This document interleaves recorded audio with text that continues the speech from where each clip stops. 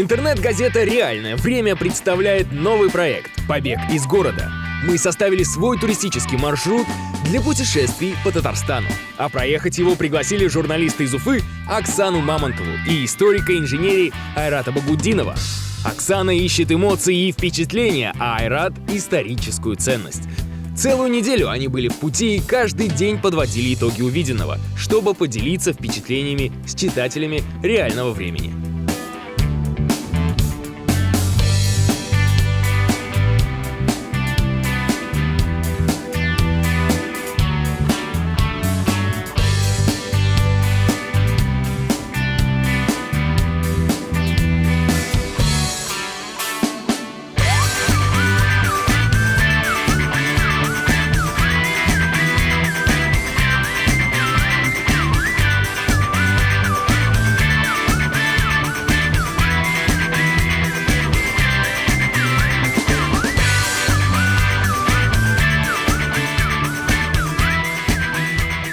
Ну что, вот мы добрались до Альметьевска. Кстати, Айрат, я познакомилась с офигенными ребятами из автоклуба Альметьевска. У них какие-то очень крутые тачки, они обещали меня встретить, я в предвкушении. Я очень рад за тебя, что ты нащупал наконец свои стихи, потому что я вижу, ты скучаешь по тачкам клевым и вождению. Я долго думал, что мне выбрать. Сначала думал нефть, но потом подумал, что слишком очевидно. Есть еще слух, слышал я, что Альметьевск один из самых удобных городов в Татарстане для пешеходов, велосипедистов. И вот я решил попробовать проехать его на велосипеде, если получится. Правда, погодка не шепчет. Как минимум пройду его пешком и попробую насладиться здешними замечательными парками и бульварами. Ну хорошо, тогда снова разделяемся.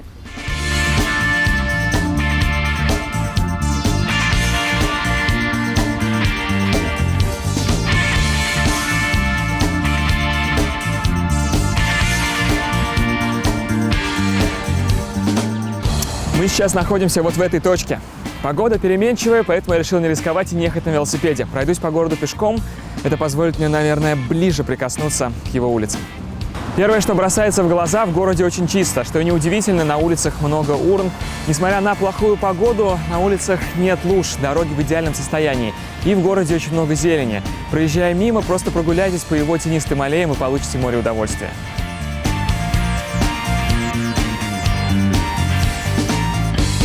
У нас в Казани Альметьевск считается маленьким городком, но посмотрите, что вокруг меня. Здесь есть огромные площади для больших городских праздников, но в то же время маленькие тихие парки. В один из них мы и отправимся.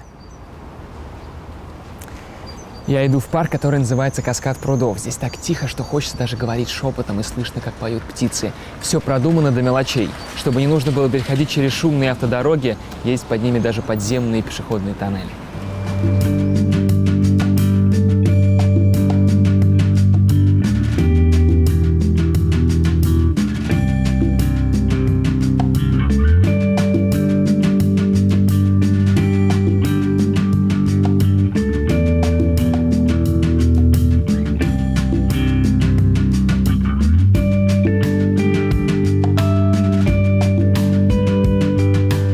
Настоящее чудо инженерной мысли. Некогда хилая речушка была запружена и превратилась в систему из прудов, соединенных живописными каскадами. Пока парк не очень облагорожен, нет скамеек, какой-то туристической инфраструктуры, но когда она появится, я думаю, он станет излюбленным местом отдыха не только среди горожан, но и туристов вроде нас.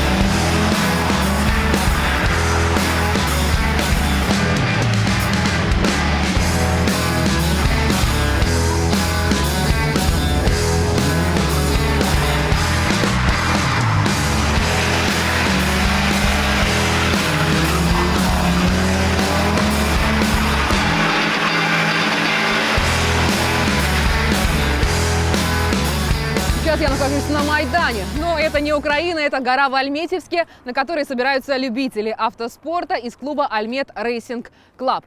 Прямо за моей спиной стоят легендарные советские копейки. При этом некоторые переделывают их под спортивные автомобили, как вон ту голубенькую копейку с самого края. А кто-то сохраняет все в оригинале, как вот эти «Жигули ВАЗ-2102».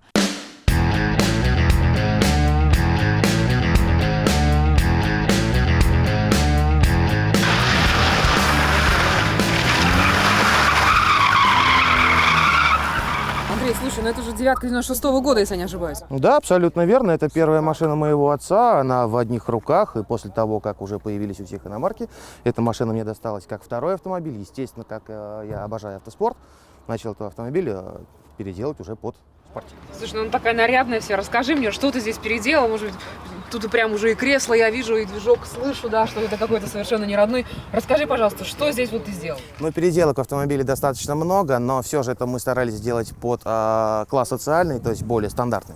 Поэтому визуально в машине много чего не увидишь.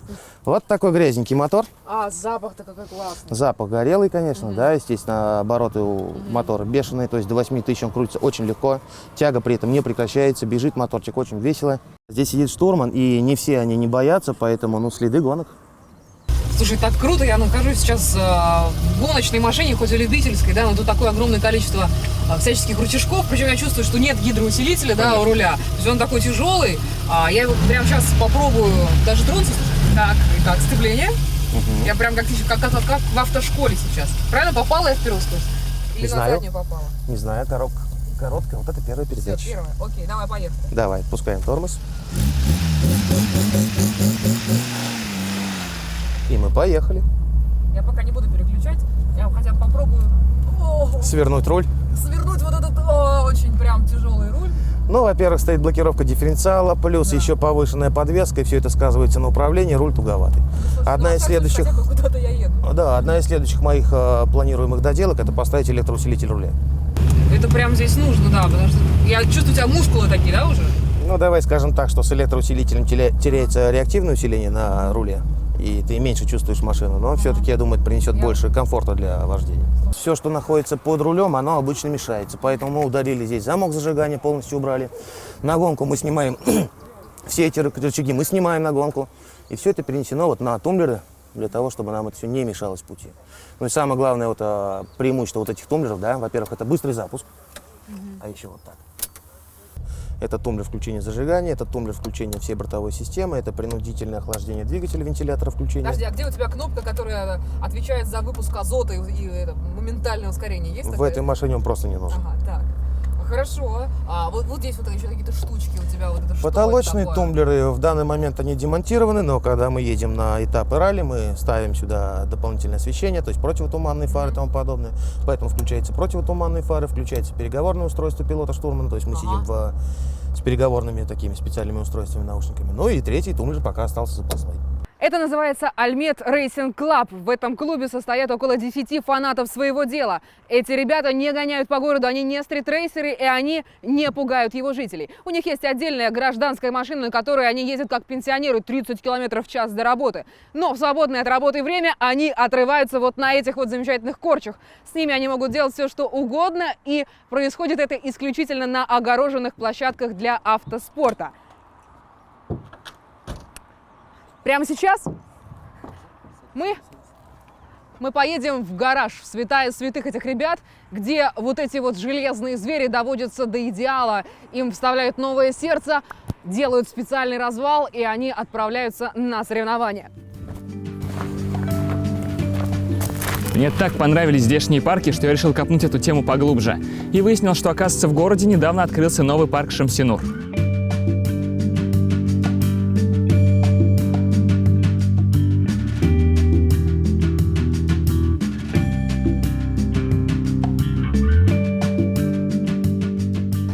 Когда-то здесь был овраг, который делил надвое этот район типовых хрущевок, а сегодня парк совершенно европейского уровня.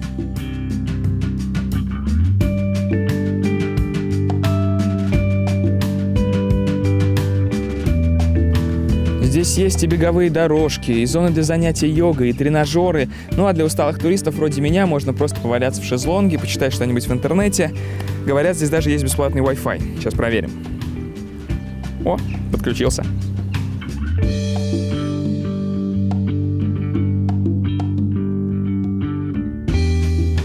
Особенно мне нравится в этом парке то, что он делался вместе с местными жителями.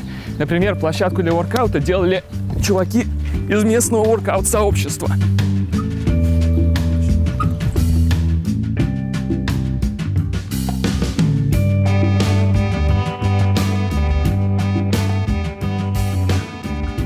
Обязательная часть программы посещения парка – это селфи на фоне хэштега «Любимый Альметьевск». Я правда полюбил этот город, поэтому это моя искренняя позиция.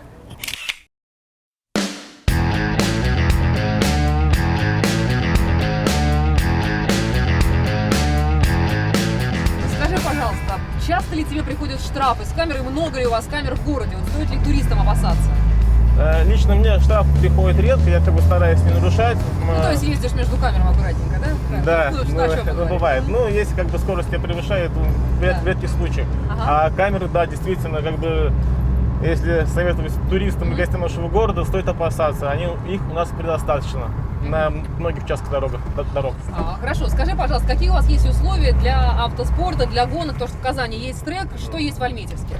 В Альметьевске каких-то специализированных треков в нашем городе нет. А где вы собираетесь? Ну, собираемся с ребятами на их площадке. Зимой делают какие-то заезды. А так, вот в летнее время мы собираемся за городом, гоняются мальчишки.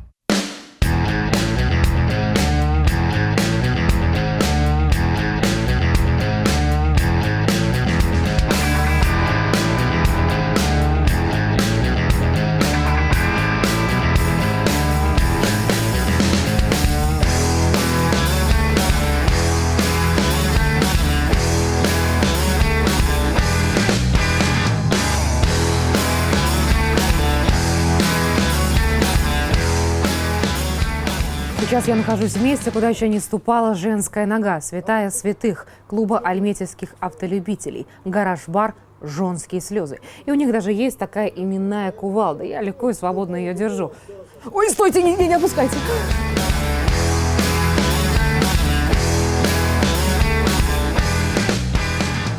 Это сакральное мужское место, и абсолютно не зря именно здесь они проводят основную часть своей жизни. Здесь очень много истинно мужских игрушек. Например, вот эта выставка коллекционных машин.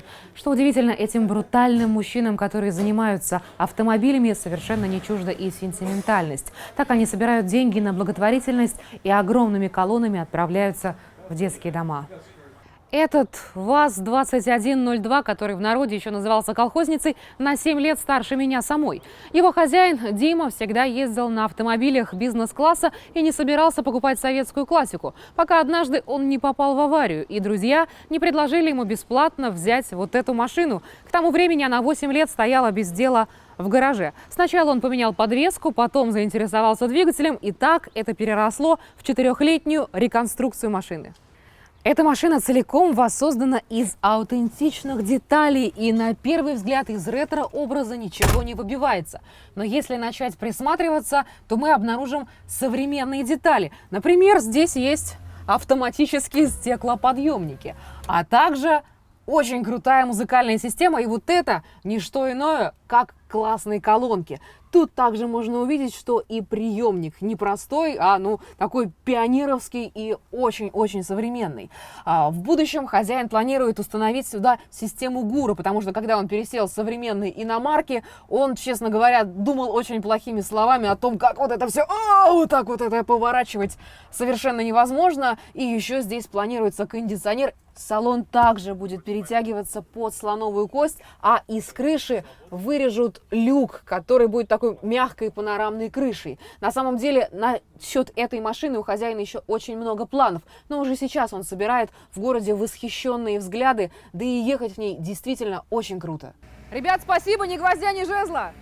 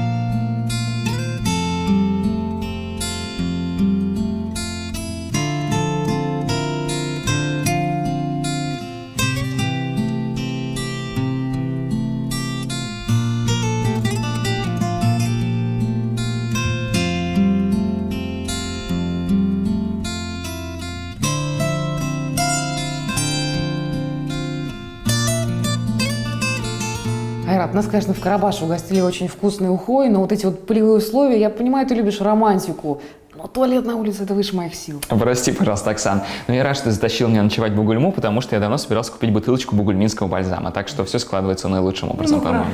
Нам с тобой нужно подвести итоги дня. Расскажи, как вы покатались с ребятами. Ты знаешь, сначала я очень разочаровалась, потому что меня прям встречали такие ребята, и они были на такой, знаешь, на девятках, на Жигулях. Я думаю, ну что мне там смотреть? А потом они открывают капоты, я вижу там мощнейшие движки. Все они тюнингованные, некоторые из них реставрированные. Шикарные машины, я в восторге. Я это услышал, когда вы газовали на светофоре, после того, как мы с тобой в городе пересеклись. Я нашел очень интересный парк. Называется Шамсинур, совершенно европейского уровня. Там бесплатный Wi-Fi, места для занятий йога, площадка для воркаута. Я немножечко подтягивался тоже. Оценки. Я за день, за эмоции сегодня поставлю 10. Отмечено. У нас графа историко-архитектурная ценность, но Альметьевск город молодой, так что я предлагаю ее переименовать на сегодняшний день, назвать ее благоустройство городов. И сколько ты поставишь? Твердая 9. Отлично.